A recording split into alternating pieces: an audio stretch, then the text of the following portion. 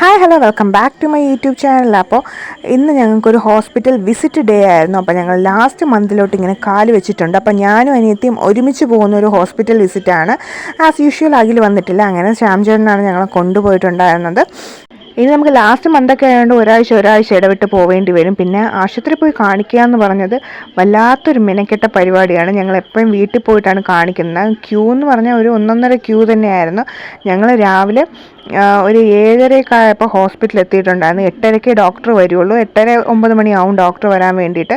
നമുക്ക് ഫസ്റ്റ് തന്നെ കിട്ടണമെങ്കിൽ നമ്മൾ നേരത്തെ പോകണം. അങ്ങനെ ഞങ്ങൾ രാവിലെ 7:30 ആയപ്പോൾ അവിടെ എത്തിയിട്ടുണ്ടായിരുന്നു. അങ്ങനെ ടോക്കണൊക്കെ കിട്ടി. 86 88 ആയിരുന്നു.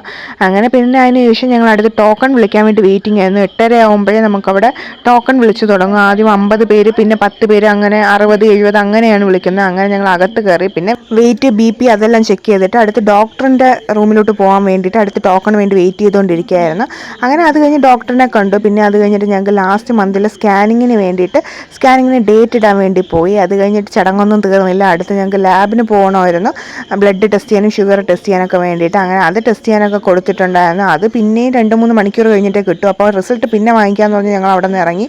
പിന്നെ നല്ല വിശപ്പുണ്ടായിരുന്നു. ഞങ്ങൾ രാവിലെ 7:30 പോയി. ഞങ്ങൾ പിന്നെ തിരിച്ചു വരുന്നത് 1 മണിക്കാണ്. അങ്ങനെ ഞങ്ങൾ കട്ട്ലേറ്റൊക്കെ വാങ്ങിച്ച് കഴിച്ചിട്ടുണ്ടായിരുന്നു. പിന്നെ അത് കഴിഞ്ഞ് വീട്ടിൽ വന്നപ്പോഴത്തേക്കും അച്ഛൻ കറിയൊക്കെ ഉണ്ടാക്കി വെച്ചിട്ടുണ്ടായിരുന്നു. പിന്നെ അതൊക്കെ കഴിച്ചു. അപ്പോൾ ബൈ.